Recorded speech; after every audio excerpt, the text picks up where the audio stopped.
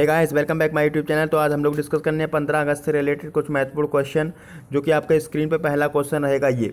हाल में होने वाले कार्यक्रम फिट इंडिया फ्रीडम का यानी फ्रीडम रन का आयोजन कौन करेगा? तो इसका राइट आंसर हो जाएगा दोस्तों खेल मंत्रालय। क्या होगा? तो इसका राइट आंसर हो जाएगा दोस्तों खेल मंत्रालय। इसका उद्देश्य क्या होगा? तो उद्देश्य है तनाव, आलस्य, मोटापा, चिंता आदि बीमारियों से मुक्ति। आयोजन कब होगा? तो आयोजन होगा इसका 15 अगस्त से 2 अक्टूबर तक, यानी 15 अगस्त को हम लोग 74वां स्वतंत्रता दिवस मना रहे हैं और महात्मा गांधी की जयंती जो होगी वो 151वीं 2 अक्टूबर 2020 को मना रहे हैं। अब युवा व खेल मंत्रालय के मंत्री कौन हो जाएंगे? वो होंगे किरण रिजिजू। कौन होंगे? तो वो हो जाएंगे किरण रिजिजू। यहाँ पे हम लोग ऑप्शन देखेंगे, जैसे आपका कृषि मंत्रालय दिख रहा होगा, तो इसमें आप हम लोगों ने अभी कृषि मेघ पढ़ा था, तो वो किससे संबंधित होगा? वो होगा कृषि मंत्रालय से। जल शक्ति मंत्रालय आपको दिख रहा है, तो यहाँ पे अभी स्वच्छ भारत अकादमी का जो लॉन्चिंग हुआ है वो हुआ जल शक्ति मंत्रालय से। अब यहाँ पे रक्षा मंत्रालय की अगर हम लोग बात करें तो 106 अभी लाइट कॉम्पैक्ट वाले विमान का सौदा हुआ है जो रक्षा मंत्रालय के तहत। नेक्स्ट यहाँ पे हम लोग पॉइंट पढ़ेंगे, तो खेल मंत्रालय की स्थापना कब हुई? तो वो हुई है 2000 को। और इसका हेडक्वार्टर कहाँ होगा? तो होगा दिल्ली। वार्षिक बजट कितना होगा? वो होगा 28.27 बिलियन। नेक्स्ट क्वेश्चन आपका रहेगा दोस्तों, तो ये रहेगा, हाल में भारतीय तटरक्षक बल के लिए एक अपतटीय गश्ती पोत लॉन्च किया होगा, तो इसका नाम हो जाएगा दोस्तों सार्थक।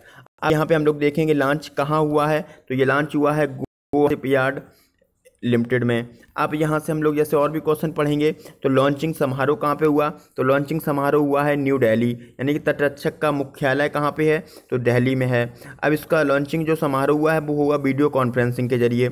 ये मेक इन इंडिया के तहत एक गोवा शिपयार्ड द्वारा डिज़ाइन किया स्वदेशी निर्मित पोत है। अब यहाँ पे टोटल अपतटीय गश्ती पोत कितने हैं? तो हो जाएंगे 5। इसमें इसका नंबर कौन सा होगा? वो होगा चौथा। अब यहाँ पे भारतीय तटरक्षक दिवस की अगर हम लोग बात करें तो वो हो जाएगा 18 अगस्त। यहाँ से अगर हम लोग और भी क्वेश्चन लिंक करके पढ़ेंगे तो संस्थापक कौन होंगे? वो होगी भारतीय संसद। यहाँ पे आदर्श बाग क्या होगा इसका? तो होगा वयम रक्षाम। महानिदेशक डायरेक्टर जनरल कौन होंगे? तो वो होंगे कृष्ण स्वामी नटराजन। और यहाँ पे हेडक्वार्टर होगा रक्षा मंत्रालय न्यू दिल्ली। कर्मचारियों की संख्या अगर हम लोग बात करें तो कितना होगा? वो होगा 15,714।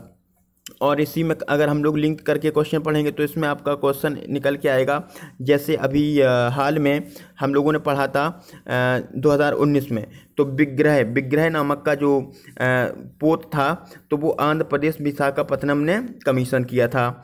और आपका एक और हम लोग पढ़ेंगे, जैसे आपको ऑप्शन में जैसे दिख रहा है ये C448, तो ये आपका स्पीड बोट है। ये कहाँ पे? तो मंगलूर तटरक्षक यानी मंगलूर पर कमीशन किया गया था। आपको दिख रहा होगा ICGS बरद, तो ये किसने कमीशन किया था? तो ये किया था लार्सन एंड टुब्रो कंपनी के द्वारा बनाया गया था और कट्टुपल्ली शिपयार्ड यानी चेन्नई में इसको शामिल किया गया था। अब नेक्स्ट क्वेश्चन आपका दोस्तों रहेगा ये, तो हाल में किसने यानी कितने नौसेना नवाचार और स्वदेशीकरण संगठन लॉन्च किया? तो इसका राइट आंसर हो जाएगा दोस्तों राजनाथ सिंह।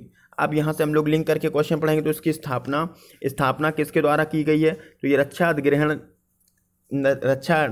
अधिग्रहण नीति 2020 में मौजूदा संसाधनों को मद्देनजर रखते हुए इसका जो संगठन का स्थापना हुआ है। और इस अवसर पे नौसेना के अन्य समझौते भी शामिल हैं, जैसे उत्तर प्रदेश एक्सप्रेसवे औद्योगिक विकास प्राधिकरण। दूसरा हो जाएगा रक्षा शक्ति विश्वविद्यालय गुजरात। तीसरा हो जाएगा मेकर बिलिस कोच्चि। चौथा हो जाएगा भारतीय रक्षा निर्माता समाज। और यहीं पे हम लोग अगर क्वेश्चन और पढ़ेंगे तो इसमें शीर्षक यानी कि टाइटल भी लॉन्च किया गया है। इस योजना का टाइटल क्या होगा? तो टाइटल होगा स्वावलंबन। क्या होगा? स्वावलंबन। एंड अगला जो फैक्ट हम लोग पढ़ के देखें तो फैक्ट आपका इंडोनेशिया आपको दिख रहा होगा, तो हाल में अभी जुलाई की बात है, तो जुलाई 2020 में इंडोनेशिया और इंडोनेशिया रक्षा मंत्री संवाद हुआ था, जिसमें भारत की तरफ से भारत को रिप्रेजेंट किसने किया था? तो वो किया था राजनाथ सिंह ने। अब इंडोनेशिया की तरफ से इंडोनेशिया को किसने रिप्रेजेंट किया था?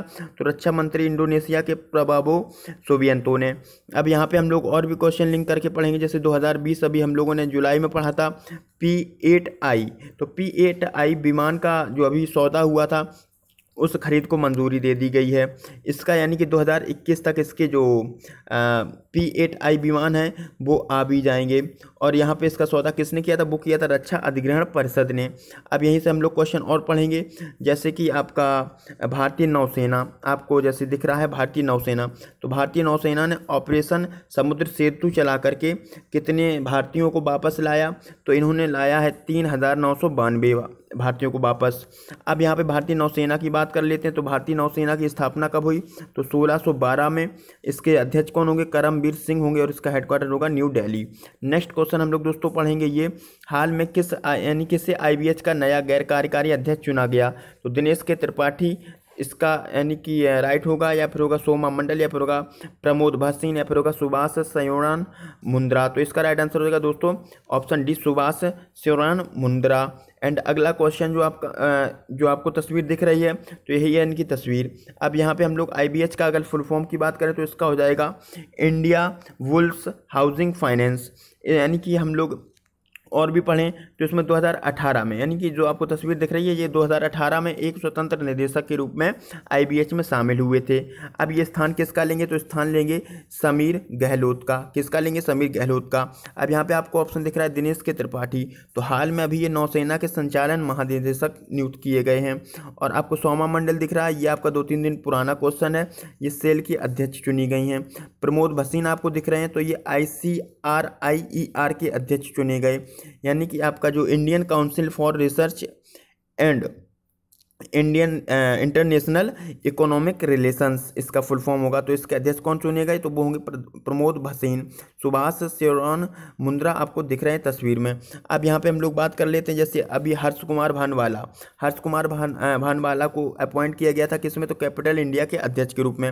हरदयाल प्रसाद की अगर हम लोग बात करें तो हरदयाल प्रसाद अभी PNB के कौन बने थे, तो MD CO बने थे। अब हम लोग IBH की बात कर लेते हैं, IBH की स्थापना कब हुई, तो IBH की स्थापना हुई है 2005 में। कब, 2005 में। इसका हेडक्वार्टर होगा गुरुग्राम।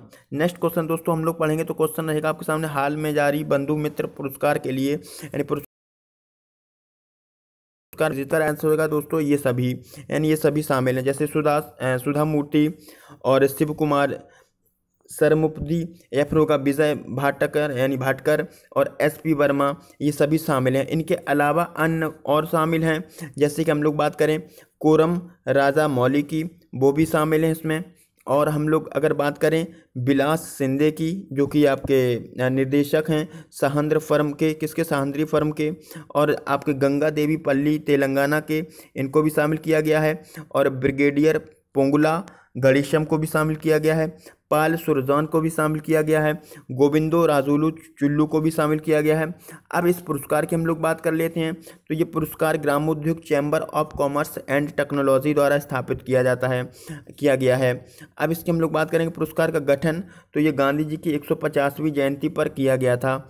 अब यह यानी कृषि के क्षेत्र में उत्थान और समर्थन के लिए दिया जाता है। अब यहाँ पे हम लोग और भी बात करें, जैसे फैक्ट एक्स्ट्रा जैसे देखें तो एशियन कॉलेज, जो आपका कॉलेज ऑफ जर्नलिज्म 2019 का अवार्ड किसको अभी दिया गया था, नामित किया गया था, तो नितिन सेठी और शिव सहाय को। अभी हाल की बात है, यानी 1-2 दिन पहले हम लोगों ने उन्हें पढ़ा था। तो अब हम लोग बात करें जैसे स्कॉच अवार्ड, तो ये किसको मिला था, तो ये मिला था जनजातीय कार्य मंत्रालय को। और गुस्ताव ट्रावे अवार्ड की अगर हम लोग बात करें तो ये किसको मिला था, ये मिला था पहली सौर ऊर्जा चलित नौका जो थी आदित्य, उसने जीता था। सिंगापुर राष्ट्रपति पुरस्कार किसने जीता अभी हाल में, तो वो होगा भारतीय मूल की कला नारायण स्वामी। अब गुलबेंकियन अवार्ड की अगर हम लोग बात करें तो इसको किसने जीता, तो ये होंगे ग्रेटा थनबर्ग।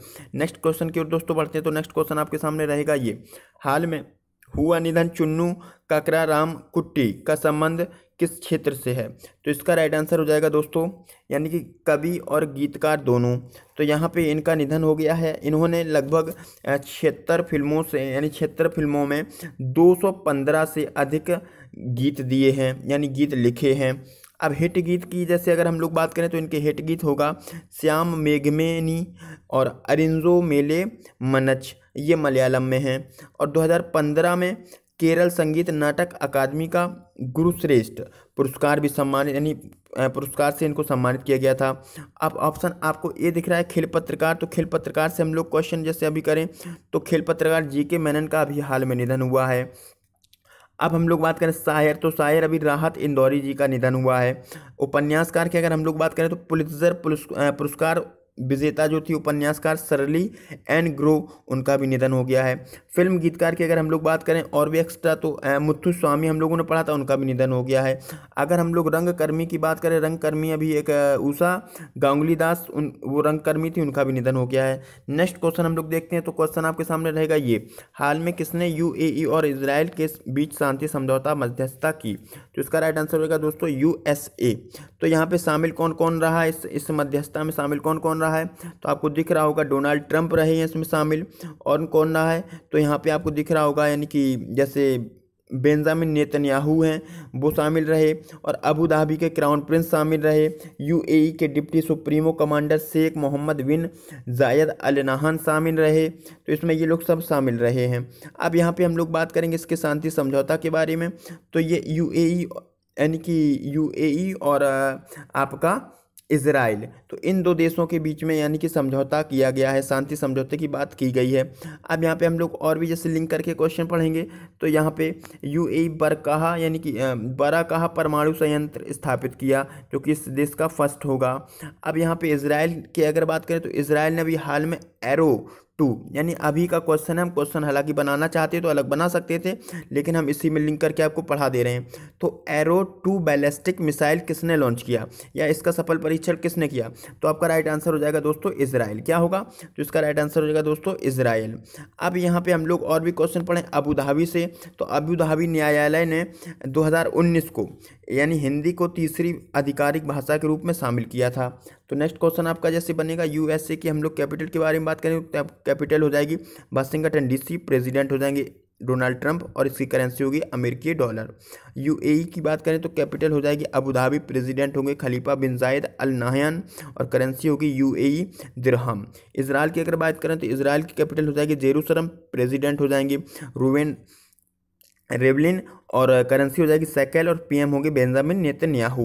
नेक्स्ट क्वेश्चन की ओर दोस्तों बढ़ते हैं। तो नेक्स्ट क्वेश्चन आपके सामने रहेगा ये, हाल में 66 नए बाह्यग्रहों की खोज किसने की? तो इसका राइट आंसर हो जाएगा दोस्तों नासा। क्या होगा? तो इसका राइट आंसर होगा दोस्तों नासा। अब इसकी खोज की है नासा ने, तो नासा का मिशन कौन सा इस खोज को संपूर्ण किया है? तो मिशन हो जाएगा टेस। क्या होगा? तो मिशन का नाम होगा टेस, यानी कि ट्रांसटिंग एसो प्लेनेट ट्रांसटिंग एक्सोप्लेनेट सर्वे सैटेलाइट होगा इसका फुल फॉर्म। अब यहाँ पे हम लोग बात करेंगे इसका नेतृत्व किसने किया? तो नेतृत्व किया है मैसाचुसेट्स टेक्नोलॉजी संस्थान आपका। अब यहीं पे और जैसे हम लोग बात करें तो भारत का, जैसे पारस आपको दिख रहा होगा पारस, तो ये भारत का, यानी भारत के बाह्यग्रहों की खोज करने का मिशन है कौन? तो पारस। पारस की अगर हम लोग फुल फॉर्म की बात करें तो इसका होगा PRL, advance radial velocity AVU sky search.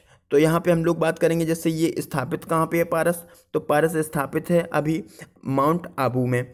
अब यहाँ पे हम लोग नासा की बात कर लेते हैं। तो नासा की स्थापना कब हुई है?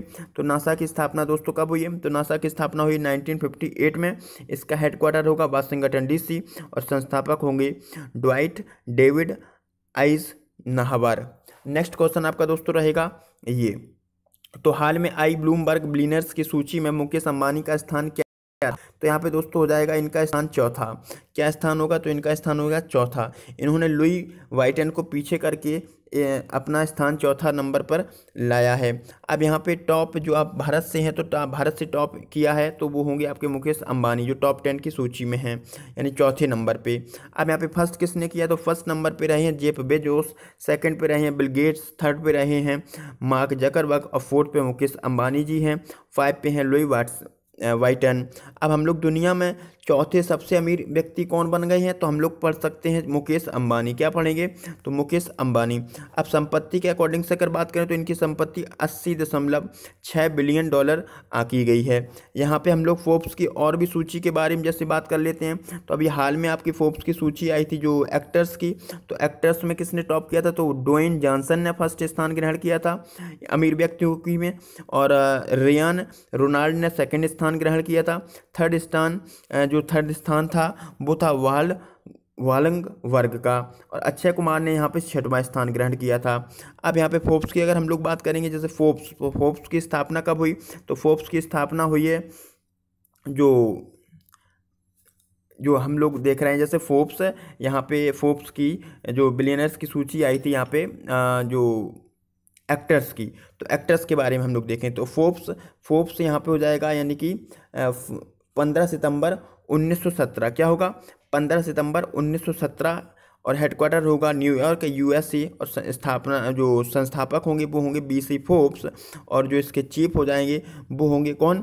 तो इसका राइट आंसर आप लोग बताएंगे, स्टीव। आगे चलो मैं ही बता देता हूँ, स्टीव फोर्ब्स। अब यहाँ पे रिलायंस की अगर हम लोग बात करें, रिलायंस के जो मालिक हैं ये मुकेश अंबानी। तो रिलायंस में अभी हिस्सेदारी की अगर हम लोग बात करें तो अभी गूगल ने कितनी हिस्सेदारी की थी ये आप लोग होमवर्क में बताएंगे। विस्ता ने की थी 2.32%, क्वालकॉम ने की थी 0.15%। और आप लोग बताएंगे कि फेसबुक ने कितनी हिस्सेदारी की थी, ये आपका होमवर्क रहेगा। तो आज का वीडियो हम यहीं से समाप्त करते हैं। आपको यानी कि स्वतंत्रता दिवस की हार्दिक शुभकामनाएं। और इसी के साथ हम अलविदा चाहेंगे, फिर आपको कल नई वीडियो के साथ मिलेंगे। तब तक के लिए मैं आपसे अलविदा मांगूंगा। और अगर आप लोगों ने चैनल को सब्सक्राइब नहीं किया है तो चैनल को सब्सक्राइब कर दीजिएगा, लाइक नहीं किया तो लाइक कर दो, क्योंकि अभी शुरुआत है। तो यहाँ पे आपको मिस्टेक मिली होगी, उसके लिए मैं क्षमा चाहूँगा, सुधार करने की कोशिश करूँगा। और आप लोग वीडियो को लाइक कर दीजिएगा और शेयर कर दीजिएगा। Thank you. चैनल को अगर सब्सक्राइब नहीं किया तो सब्सक्राइब भी कर देना।